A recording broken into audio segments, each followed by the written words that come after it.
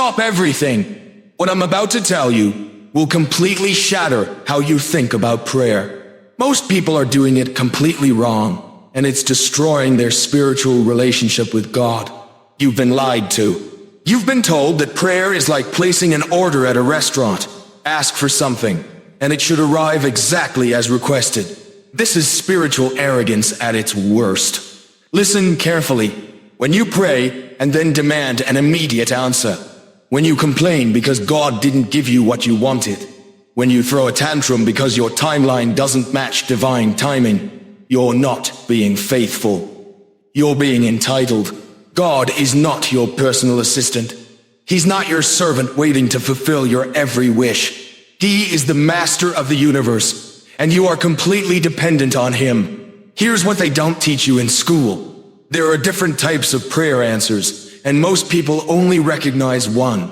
Some prayers are answered instantly, like when you need immediate help and it arrives. Some prayers are answered after years of waiting, sometimes even after you've died. Some prayers are answered in the afterlife, rewards you'll never see in this world. And here's the part that will shock you. Some prayers are never answered, not because God doesn't love you, but because he loves you too much to give you what would destroy you. Even the prophets, God's most beloved servants, had their prayers rejected. The prophet Muhammad himself asked God for 3 specific things for his followers. Only 2 were granted. The 3rd was denied. If God can say no to his most beloved messenger, what makes you think you're entitled to a yes for everything you ask? That money you're desperately praying for, it might make you greedy and corrupt.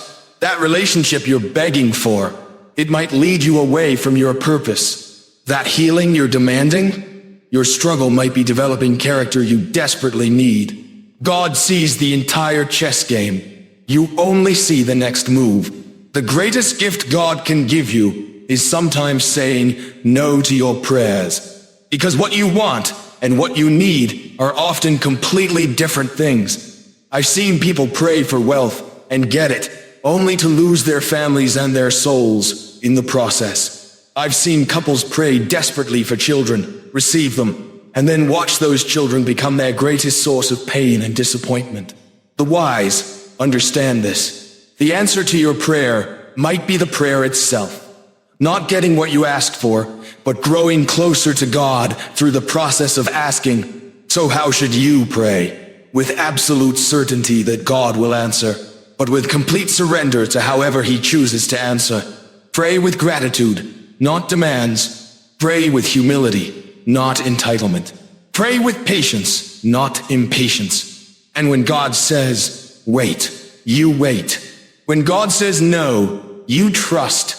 When God gives you something different than what you asked for, you say thank you. Your impatience with God's timing reveals your spiritual immaturity. Your complaints about his answers expose your lack of faith. Your demands betray your prideful heart. The moment you think you know better than God what you need, and when you need it, you've stopped praying and started commanding the creator of the universe. That's not faith. That's foolishness. Here's your challenge. For the next 30 days, pray with complete surrender. Ask for what you need, but end every prayer with your will be done, not mine. Watch how this transforms not just your prayers, but your entire relationship with the divine.